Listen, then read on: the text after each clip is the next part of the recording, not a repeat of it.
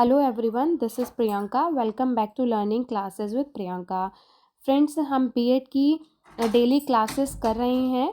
Friends, इसमें आपको जो है बीएड की डेली एक न्यू वीडियो न्यू टॉपिक के साथ देखने के लिए मिलती रहेगी।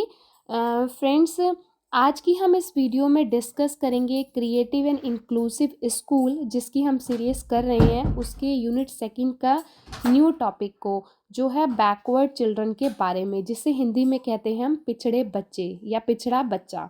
ठीक है दोस्तों, ये टॉपिक जो है बीएड फर्स्ट ईयर में जो सब्जेक्ट है हमारा growing up as a learner, उसमें भी इस टॉपिक के बारे में क्वेश्चंस पूछा जाता है। मोस्ट इम्पॉर्टेंट टॉपिक है। शॉर्ट में और लॉन्ग में ये किसी भी तरीके से क्वेश्चन आपसे पूछा जा सकता है। किसी भी तरीके से क्वेश्चन आ सकता है कि आप उसका अर्थ बताइए, ठीक है, उसकी विशेषताओं को बताइए और उसकी इसकी आइडेंटिफिकेशन ना ज़्यादा इम्पॉर्टेंट नहीं है। ठीक है, इसके कारण या एजुकेशन पूछी जा सकती है कि बैकवर्ड चिल्ड्रन को आप किस तरीके से एजुकेशन दे सकते हैं। ठीक है, और अगर शॉर्ट में आता है तो शॉर्ट में आपसे अलग से कारण पूछे जा सकते हैं या अलग से कैरेक्टरिस्टिक्स पूछी जा सकती हैं। ठीक है फ्रेंड्स, इस तरह की वीडियो जो है आपको डेली आपके साथ मैं शेयर करती रहूँगी, अपने चैनल पर अपलोड करती रहूँगी। आपको सभी वीडियो की नोटिफिकेशन मिल जाए जो मैं न्यू टॉपिक डेली आपके साथ शेयर करती हूँ। तो इसके लिए आप चैनल को सब्सक्राइब कर लीजिए, बेल आइकन को ज़रूर प्रेस कर लीजिएगा, ताकि आपको जो है न्यू अपडेट जो भी मैं आपके साथ शेयर करती हूँ अपने चैनल पर, वो आपको मिल जाए। आप किसी भी टॉपिक को मिस ना करें, क्योंकि फ्रेंड्स देखिए, आपके एग्ज़ाम्स स्टार्ट होने वाले हैं। जैसे कि मैंने आपको अपनी लास्ट वीडियो में भी बताया था कि चांसेस हैं आपके मई और जून में एग्ज़ाम्स स्टार्ट हो जाएंगे।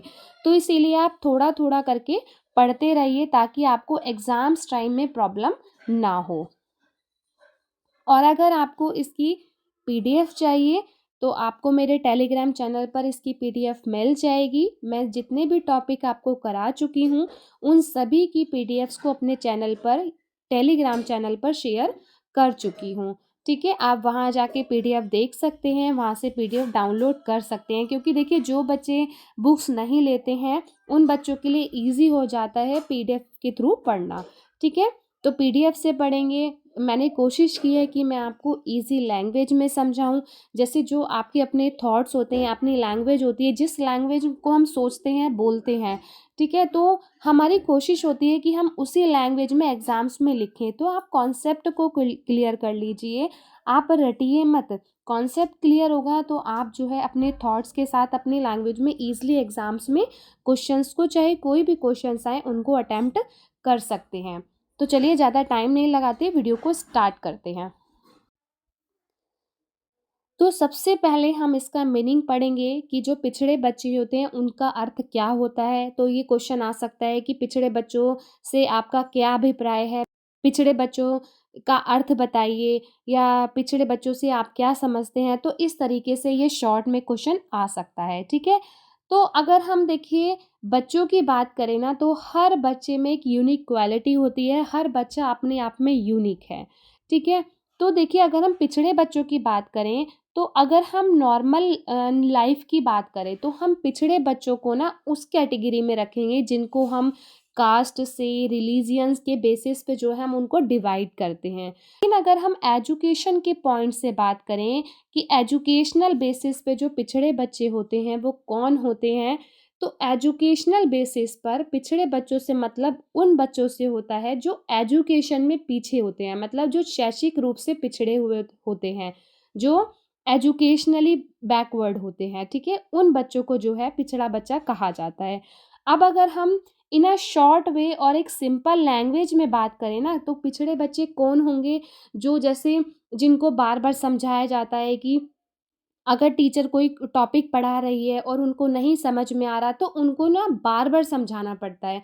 उनको वो बार-बार फ़ेल हो जाते हैं, ठीक है? उनको रीडिंग करने में हो या लिखने में हो, तो हर तरीके से उनको प्रॉब्लम फ़ेस करनी पड़ती है, ठीक है? मतलब कि जो एकेडमिकली पीछे होते हैं, जो एजुकेशनली पीछे होते हैं, उन बच्चों को बैकवर्ड बच्चे कहा जाता है। अब आपको लिखना किस तरीके से है एग्ज़ाम में कि backward children are those who have difficulty understanding things even after they have been explained multiple times। कि पिछड़े हुए बच्चे वो बच्चे होते हैं जिन्हें बार बार समझाने के बाद भी चीज़ों को समझने में मुश्किल होती है।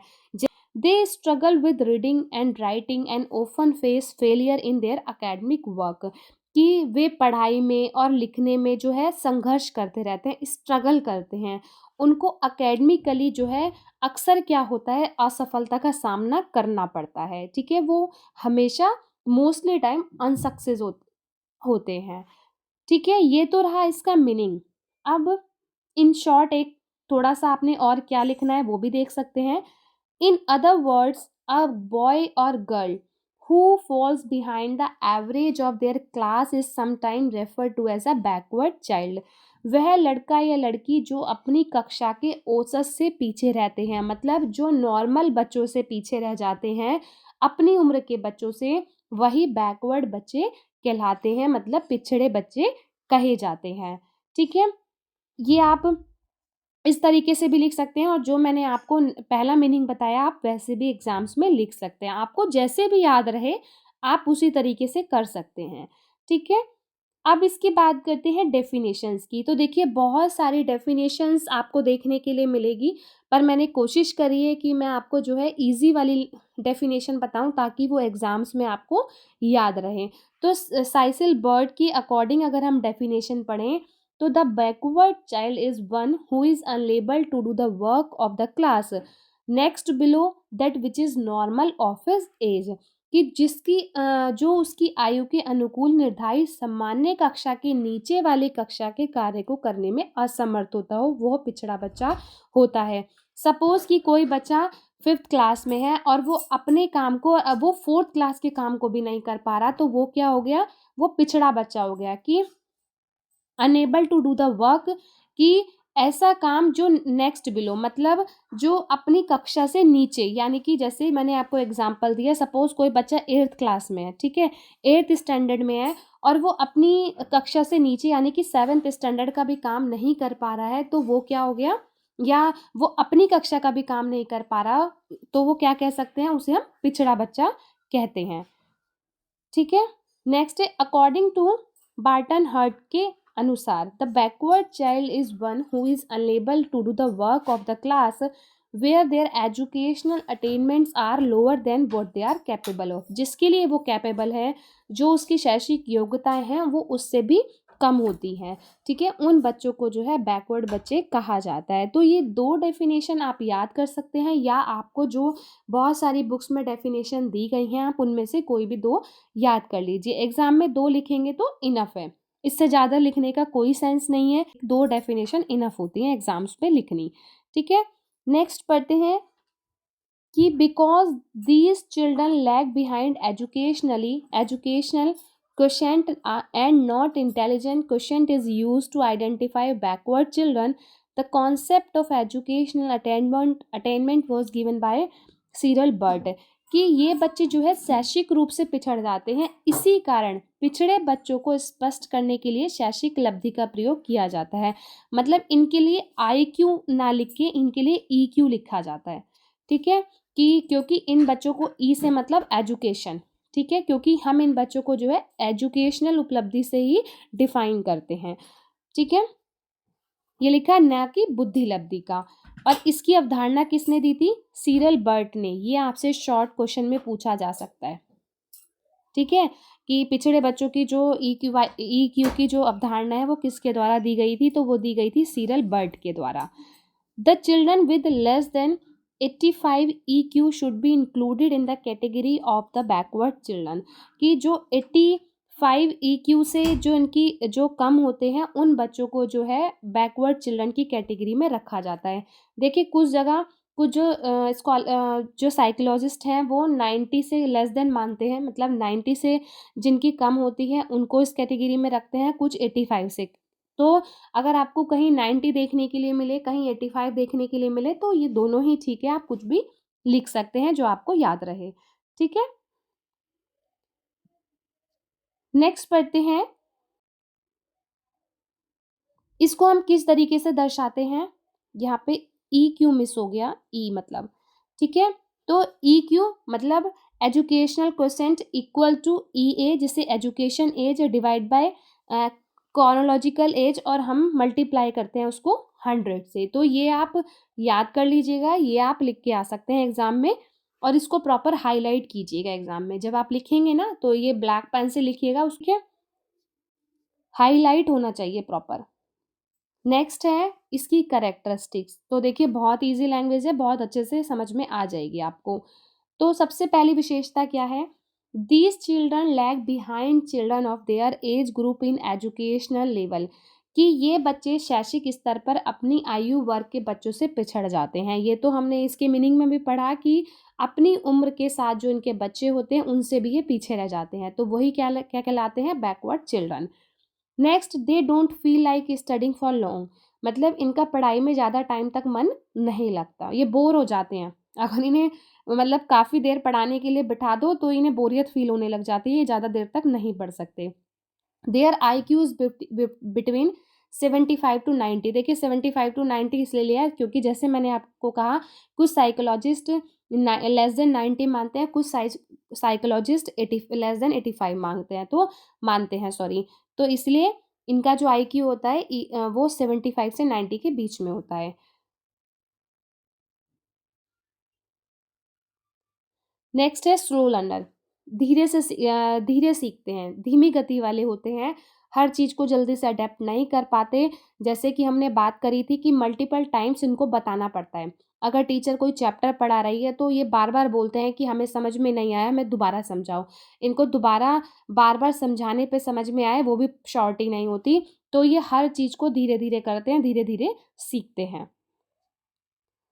Next, they require special education. उन्हें विशेष शिक्षा की आवश्यकता होती है। क्यों आवश्यकता होती है? क्योंकि धीरे धीरे सीखते हैं, तो इस तरीके से इन्हें विशेष शिक्षा भी दी जानी चाहिए, उनकी भी इनको ज़रूरत होती है। जैसे एक एक्स्ट्रा क्लासेस नहीं कराते हैं, जैसे जब 10th और बोर्ड के एग्ज़ाम्स होते हैं तो उन बच्चों के लिए एक्स्ट्रा क्लासेस होती हैं। तो इसी तरीके से ना कुछ एक्स्ट्रा क्लासेस इन बच्चों के लिए भी होनी चाहिए, कुछ स्पेशल एजुकेशन दी जानी चाहिए। नेक्स्ट है स्लो ग्रोथ एंड डेवलपमेंट। जैसे हमने बात करी स्लो लर्नर है, उसी तरीके से इनकी ग्रोथ और डेवलपमेंट भी क्या होता है? स्लो होता है। नेक्स्ट है निराशावाद की भावना, कि देखिए इनकी ना ज़्यादा होप नहीं होती, ये किसी चीज़ में ज़्यादा आशा नहीं रखते क्योंकि देखिए ये इनको हर बार जो है फेलियर का सामना करना पड़ता है, स्ट्रगल करना पड़ता है, तो इसलिए ये निराश हो जाते हैं। इनके अंदर जो है निराशावाद की भावना जो है डेवलप हो जाती है, क्योंकि बार-बार अनसक्सेस होते हैं। ठीक है?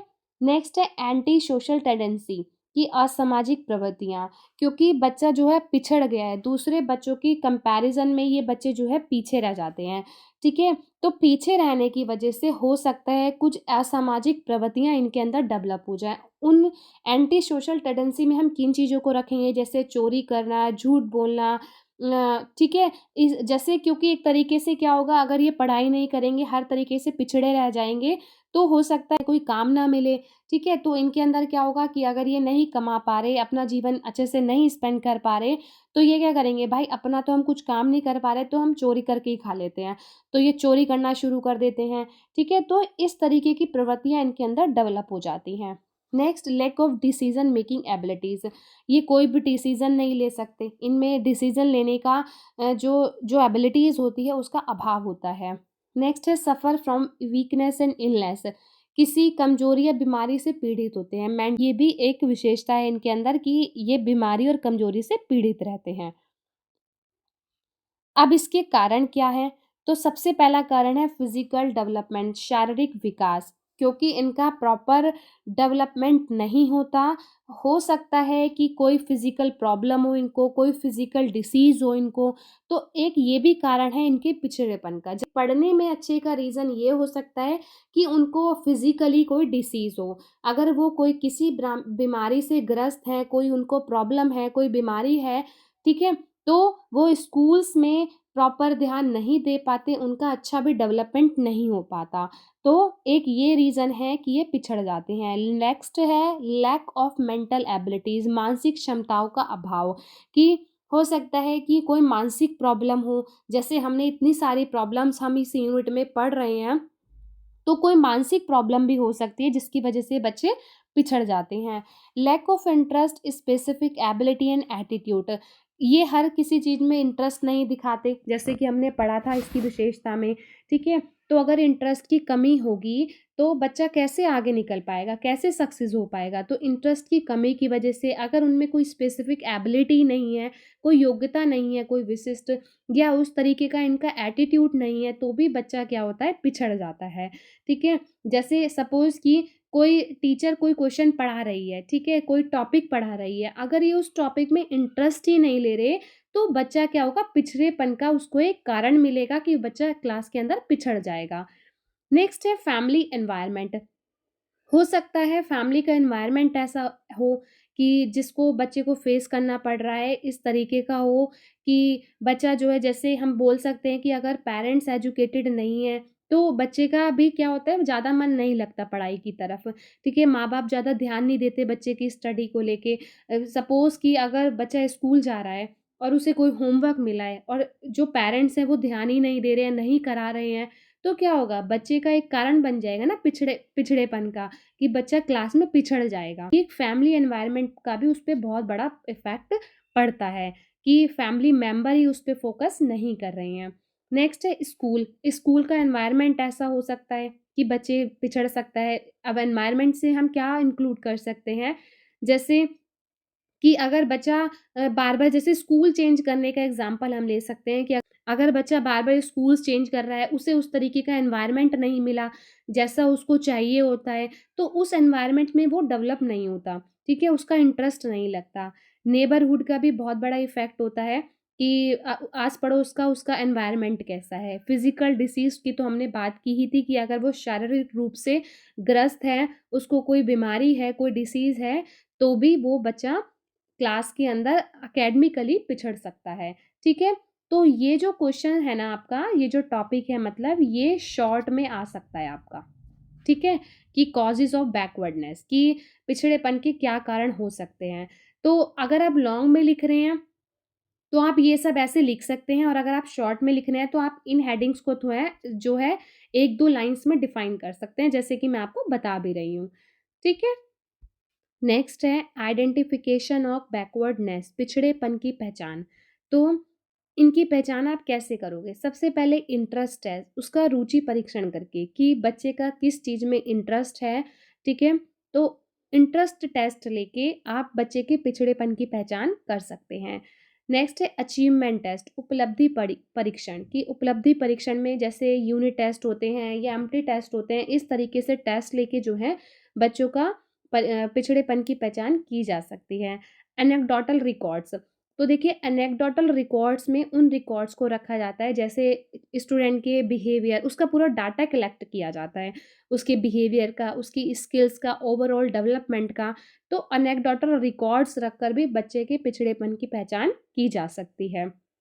नेक्स्ट है कैलकुलेशन ऑफ एजुकेशनल क्वोशिएंट, शैक्षिक भागफल की गणना, कि ओवरऑल जो उसने क्या अचीव किया है, मीन्स कि अगर हम 1 ईयर का उसका डेटा चेक कर रहे हैं, तो उसने शुरुआत से लेके एंड तक, जब से वो स्कूल में जो है, बोल सकते हैं कि उसने एडमिशन लिया है, तब से लेके और वो किस क्लास में है तब तक का उसकी कैलकुलेशन करना, उसके एजुकेशनल प्रोग्रेस को देखना, ठीक है? तो इसकी कैलकुलेशन करके भी जो है बच्चे के पिछड़ेपन की पहचान की जा सकती है।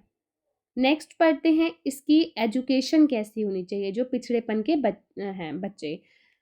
सबसे पहले है स्पेशल स्कूल अरेंज करके, कि उनके लिए स्पेशल स्कूल्स होने चाहिए। जैसे देखिए, आप देखते हैं ना कि हमने इंक्लूसिव स्कूल्स में पढ़ा है एजुकेशन में कि स्पेशल स्कूल, जो मुकबधिर बच्चे होते हैं उनके लिए स्पेशल स्कूल, मतलब जो डिफरेंटली एबल्ड बच्चे होते हैं, स्पेशल बच्चे होते हैं, उनके लिए स्पेशल स्कूल्स होते हैं। इसी तरीके से इन बच्चों के लिए भी स्पेशल स्कूल्स अरेंज किए जाने चाहिए।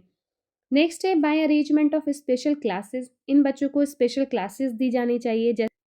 जैसे एक क्लास में अगर 30 बच्चे हैं और उसमें से 5 या 10 बच्चे ऐसे हैं जो बच्चे पिछड़े हुए बच्चे हैं, तो उन बच्चों को जो है स्पेशल क्लास दी जानी चाहिए। उन बच्चों को भी उन टॉपिक को जो है क्लियर करना चाहिए, जो उनको नहीं समझ में आ रहा और वो किसी कारण से पिछड़ गए हैं, ठीक है? तो स्पेशल क्लास का उनके लिए अरेंजमेंट होना चाहिए। नेक्स्ट है by special arrangement of teaching methods, इन बच्चों के लिए स्पेशली अरेंजमेंट किया जाना चाहिए टीचिंग मेथड्स का, कि ऐसे टीचिंग मेथड्स को फॉलो किया जाना चाहिए जो इन बच्चों के लिए ईजी हो, ठीक है? तो इस तरीके से बच्चों को एजुकेशन दी जाएगी तो हो सकता है इनके पिछड़ेपन का जो कारण है वो दूर हो जाए। आई होप आपको अच्छे से समझ में आया हो, ठीक है? जैसे कि मैंने आपको बताया कि इसके कारण हो सकते हैं आपसे शॉर्ट में पूछे जाएँ और ये पूरा इस तरीके से क्वेश्चन आपसे लॉन्ग में आए। तो आपको दोनों को ही अपने लिए प्रिपेयर करना है। आप अगर एक लॉन्ग क्वेश्चन पूरा प्रिपेयर कर लेंगे, तो ईज़िली आप कोई भी शॉर्ट क्वेश्चन लिख सकते हैं बैकवर्ड चिल्ड्रन के बारे में, ठीक है? कॉन्सेप्ट को क्लियर कीजिएगा, रटिएगा मत, अगर रटेंगे तो आप भूल जाएँगे एग्ज़ाम टाइम तक। रटेंगे नहीं, कॉन्सेप्ट क्लियर करेंगे तो आपको 100% आपको जो है एग्ज़ाम टाइम तक याद रहेगा। फ्रेंड्स, अगर आपको वीडियो अच्छी लगी हो तो लाइक, शेयर एंड कमेंट कर दीजिएगा। अपने फ्रेंड्स को ज़रूर शेयर कीजिएगा, ठीक है? मिलते हैं अपनी नेक्स्ट वीडियो में। Bye bye and take care.